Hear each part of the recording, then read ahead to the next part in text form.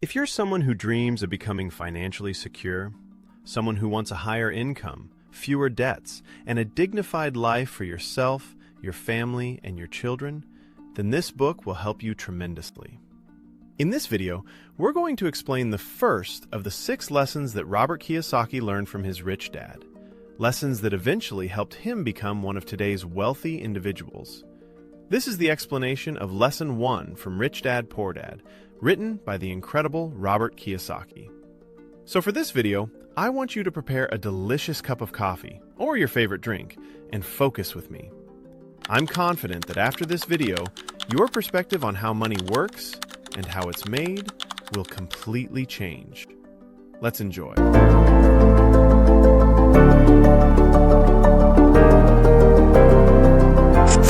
Hello, my friends, and welcome to Book Brew Cafe. This is where coffee, music, and books come together. I'm the book barista, and if you're new here, the idea is simple. I read books, and I give you the value inside them. So if you want the benefit of reading without actually having to read, go ahead and subscribe. In the previous video, when we explained the introduction of the book, and if you haven't watched it yet, I truly recommend going back, we ended with the moment when the rich dad told Robert Kiyosaki, "I'm going to give you the first lesson out of the 6 lessons that will lead you to wealth." And that first lesson was just one sentence. For me, my friend, that sentence changed my life. I'm not saying I became rich overnight, of course not. I'm still paying off debt. But my entire view of money changed. My future plans changed. And today, I have an amount of money in my bank account that I never imagined I would ever see sitting there. Believe me, my friend, the person talking to you right now used to be one of the most broke people on earth. Truly broke. Maybe one day I'll tell you that story. But today, everything changed because of that one sentence. Lesson 1 is simple. The rich don't work for money. A wealthy person doesn't work 8 or 12 hours a day, 5 or 6 days a week, 11 months a year, just to earn money. The rich don't do that.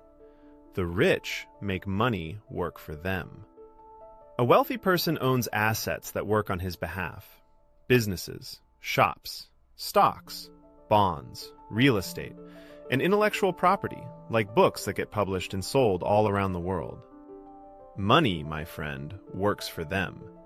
That's what makes someone rich. And honestly, if you think deeply about this sentence, it can completely change your future plans. For me, I used to believe that my job was my main, and most important, source of income. Sure, I believed that one day I'd open a business, but still, my job was everything. I invested in courses, training programs, certificates, all to improve my career so I could increase my salary. That was my entire plan. Then I read that sentence. I thought about it deeply, and I realized something important. The rich don't think about how to get a job. They don't think about working 30 days just to earn a paycheck. They think about how to earn the paycheck of the person who is working those 30 days. And that is the difference. So the summary of Lesson 1 is simple. The rich don't work for money. Money works for them.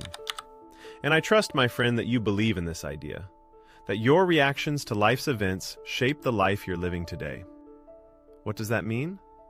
From the day you were born until now, you've gone through many situations. And in every situation, you had to choose a reaction. Those reactions shaped your future. For example, someone loses a person they deeply love. Their reaction determines their future. Some people grieve for a while, then slowly move forward. Others fall into a shell of sadness that never ends. Their life stops. Their dreams fade. Their energy disappears.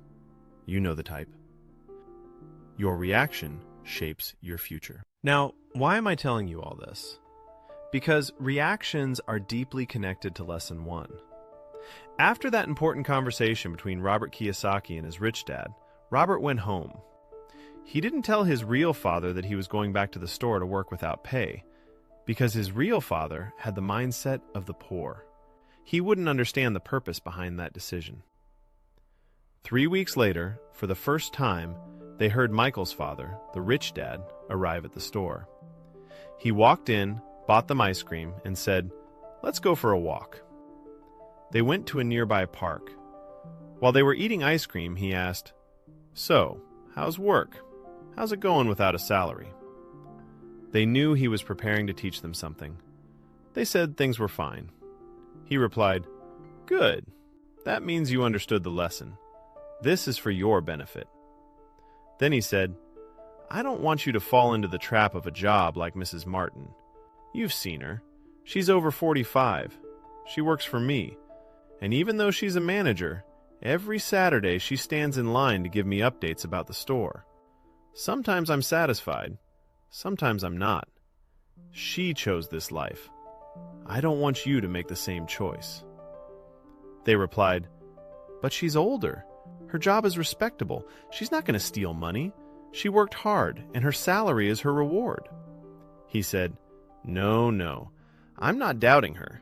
She's respectable. Her job is respectable. But it's not the best choice she could have made.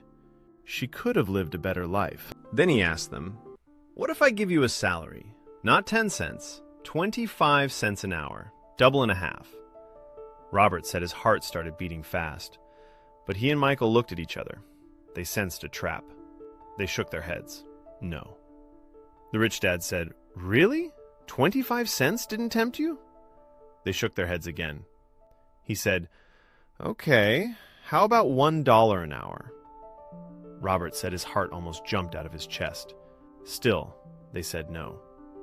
Then he said, "Fine, not $1, $5 an hour. What do you say?" Robert said his heart practically stopped. $5 an hour in 1956. Grown men didn't earn that much, let alone kids. If they accepted, they would have been the richest kids on the planet. But they still said no, because they knew it was a trap.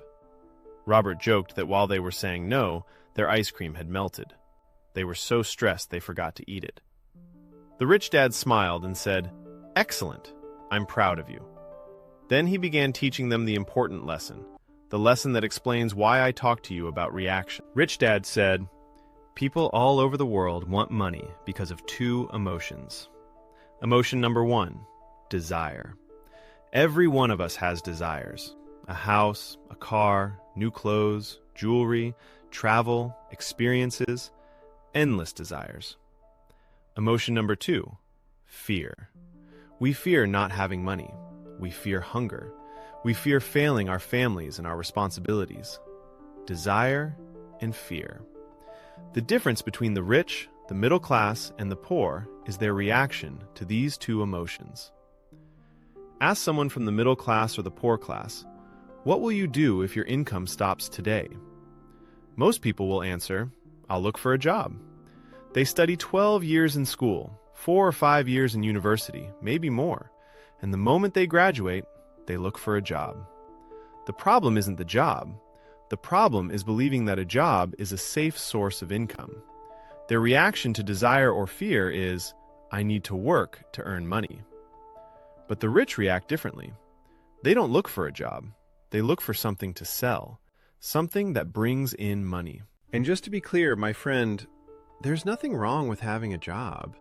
Most people start their lives with a job. That's normal. And no one should quit their job because of this message. Rich Dad's point is simple.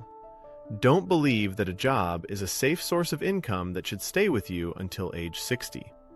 Even if you have a job today, or you're looking for one, once you get it, start thinking about how to build something of your own. Start thinking about how to make money work for you, instead of you working for money. That's the message. And that's why I talk to you about reactions. Your reaction today shapes your future tomorrow. In his second book, The Business of the 21st Century, Robert Kiyosaki says, after my wealth reached $3 million, my business collapsed. I didn't just fall below the poverty line, I went bankrupt. And not only that, I became homeless. He said his friends came to him and said, Robert, you have a strong resume. You've worked in major companies and government agencies. You can get a job today. He said he always answered no. And his wife also said no. They lived in their car for a period of time, homeless, without looking for a job. They were thinking about how to start a business from zero. Eventually, they found the idea, and 10 years later, they became wealthy again. The point he wants to deliver is this. He learned not to react to desire or fear by looking for a job. So the core message, my friend, the one you must keep in your mind, is this. A job is not a safe source of income. It's not the best way to get money. It's not the best path to financial freedom. If you have a job today, use your salary wisely, even if it's full of obligations. And this is exactly what Rich Dad meant when he said, "You'll see people with very high salaries, thousands and thousands, yet they're drowning in debt and commitments." If there's a problem with the salary system, you must understand that problem. One day, a delivery truck came to our store to drop off children's story magazines. After Mrs. Martin took her usual order, the delivery guy handed her an extra box filled with magazines and said, "These are free promotional copies. If you like them, you can order more. But you're not allowed to sell these. They're for display only." The moment Mike and I heard that, we went straight to Mrs. Martin and asked, "What do you usually do with these magazines?" She said, "Honestly, we usually store them in the back. Sometimes during the year we run promotions. If someone buys a certain number of magazines, we give one of these as a free gift. Since we're not allowed to sell them, we just give them away." Mike and I spent days thinking, what could we do with these magazines? How could we benefit from them? Then, an idea hit us. We went back to Mrs. Martin and asked, "Can we use these magazines?" She said, "What are you going to do with them?" We said, "We're planning something good, something fun. We'll take them to Mike's house and try an idea. Is that okay?" She said, "Okay, but don't sell them. That's illegal." We agreed. We took the magazines to Mike's house. Under the staircase, that forgotten little space every house has, we cleaned it, organized it, added shelves, and lined up the magazines. We opened a children's magazine library. Kids from the neighborhood and our school came over and paid 10 cents to enter for 2 hours, from 2 p.m. to 4 p.m., and they could read as many magazines as they wanted. The offer was incredible. Remember, they used to buy one magazine for 10 cents. Now they could read unlimited magazines for the same price. Robert Kiyosaki said, "Kids flooded in. Our weekly income reached $9. It grew so much that we hired Mike's little sister as the librarian and paid her $1 a week. Mike and I worked at the store for free, but we had money working for us at Mike's house. The project lasted 3 months, until one day it collapsed because of a fight between the kids. The whole thing fell apart. Basically, it was like a mini pandemic for us back then. But we learned the lesson. The best way to earn money is to build something that makes money for you. Yes, my friend, I help support my family. My friend, I want you to pay close attention to what I'm about to say. First, change begins with changing your mindset. You must start seeing money differently. You must understand that earning money doesn't come from a job. A job can be a bridge, but the real path to wealth, if wealth is what you want, is learning how to make money work for you. Second, you won't become wealthy overnight, and you won't become wealthy without effort. And I don't mean the effort of a job. I mean the effort of building something. For example, in my own life, one of the things I decided to do after reading this book was to create intellectual property, content. Content on social media, especially YouTube, is money that works for you. I decided to build content and work hard on it, just like I'm doing with you right now. I've been recording for an hour and a half, and I'll spend around 8 hours editing. Then I'll upload this video to YouTube. After it's uploaded, it will earn me about $1 per week for just one video. Later, views will increase, subscribers will grow, and YouTube will place more ads. More views means more dollars. So instead of $1 a week, it becomes $1 a day, $30 a month. And $30 a month becomes $300, and $300 becomes $3,000. Believe me, my friend, there are people on YouTube who earn far more than $3,000 a month. Much more. Their numbers are insane. They share their earnings publicly, and honestly, I admire them. May God bless them. They worked hard, and they earned the result. So here's what I want you to understand. Your project doesn't have to be YouTube content. It could be writing books, intellectual property.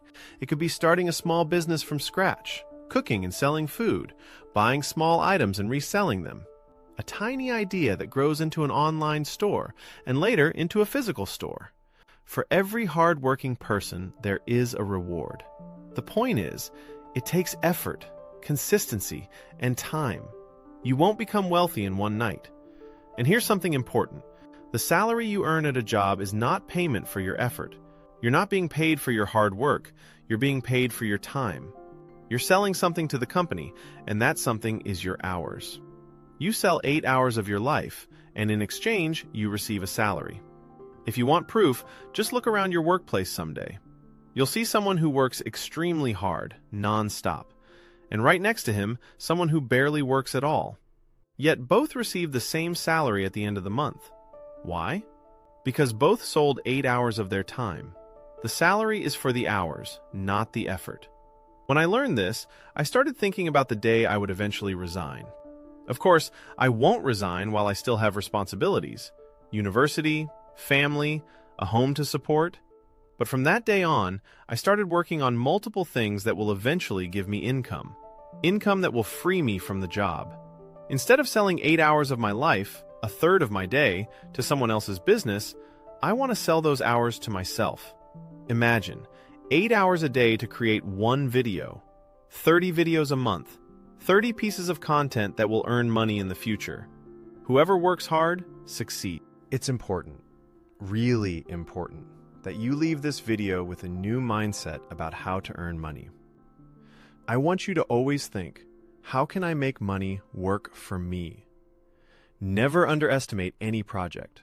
Never look down on any idea. A project you water today, with effort and patience, will grow tomorrow. That's the farm theory. You plant today, you harvest later. Money that gives you a dignified life. Money that makes your life easier. And let me repeat, this is not shameful, not wrong, not forbidden. As a wise man once said, you have the right to live a dignified life. So after you finish this video, think today, tomorrow, for a week, 2 weeks, a month. How can you find a way to make money work for you? Let me end with the story of Book Brew Cafe. Back in April 2024, almost 2 years ago, I wanted to open a books and music cafe. At that time, there wasn't a books cafe around. To open this project, I needed money, and I didn't have it. The capital required for a cafe is big, bigger than what I could afford. So I looked for investors. I pitched my idea. They liked it. We agreed to form a partnership. We divided the capital among us. Each partner had to contribute a certain amount. The problem? I still didn't have my share. So I told myself, by 2026, I must be ready. I must find a way to earn the money I need. And I realized the best path available to me was social media content. If I build content for 2 years, it will grow and eventually generate income. So I started in 2024. And today, my friend, you're watching Book Brew Cafe channel. You're giving me your time and your trust. And you're receiving value, information, benefit, entertainment. And I'm honored to have you here. In the future, you'll enjoy this same value inside the physical Books Brew Cafe. Maybe we'll host live workshops. Maybe I'll recreate the channel setup inside the cafe. Who knows? The point is, you can find your own path, one that fits your abilities, and change your future completely. And I'm confident you can do it. All you need is effort, consistency, and the farm theory. Plant today, harvest tomorrow. My friend, this concludes Lesson 1. Lesson 2 is also beautiful, and we'll cover it in the next video. If you benefited from this video, and you know someone who might benefit, send it to them. You might change their life. And don't forget to give us a like so we can reach more people. If you'd like to follow the rest of the series with us, don't forget to subscribe. And if you enjoyed this episode, share it with others so they can join us. And of course, don't forget to like the video if you found value in it. And now, the knowledge dose for today has ended, my friend. I'll see you next week with a better and more beautiful dose. Thank you for watching, and thank you for your priceless time. Goodbye.